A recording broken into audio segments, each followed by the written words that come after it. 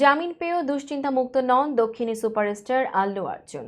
অনাকাঙ্ক্ষিত ঘটনাগুলোর জন্য সংশ্লিষ্ট সরকারি কর্মকর্তারা তার দিকেই অভিযোগের আঙুল তুলছেন। রোববার অভিনেতার হায়দ্রাবাদের বাড়িতে ভয়াবহ হামলা চালিয়েছে বিক্ষুব্ধ জনতা।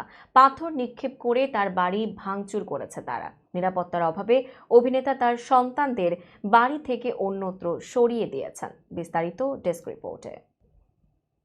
এ বিষয়ে আল্লুর বাবা অরবিন্দ বলেন, আজ যা ঘটেছে তা সবাই দেখেছেন। এখন আমাদের সময় অনুযায়ী পরবর্তী পদক্ষেপ নিতে হবে।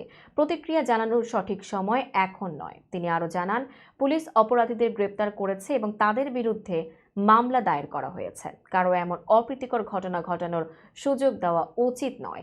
এক বিক্ষোভকারী সংবাদ মাধ্যমকে বলেন, আমাদের দাবি আল্লু অর্জুন প্রয়াত রেপ্তির পরিবারের দেখভাল করবেন।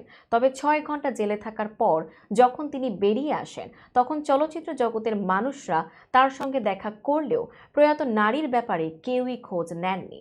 ঘটনার পর নিরাপত্তার অভাবে আল্লু অর্জুন তার সন্তান আহান ও আরহামকে মামার বাড়িতে পাঠিয়ে দেন। সম্প্রতি পুষ্পা 2 এর প্রিমিয়ারে পদপিষ্ট হয়ে নারী ভক্তের মৃত্যুর ঘটনায় তেলেঙ্গানার মুখ্যমন্ত্রী রেভান্ত রেড্ডি এবং বিধায়ক আকবর উদ্দিন ওয়াইসি তাকে সরাসরি দায়ী করেছেন। তাদের অভিযোগ, ঘটনাস্থলে অভিনেতা মুচকি হেসে বলেছিলেন ছবিটি এবার সত্যি হিট হবে।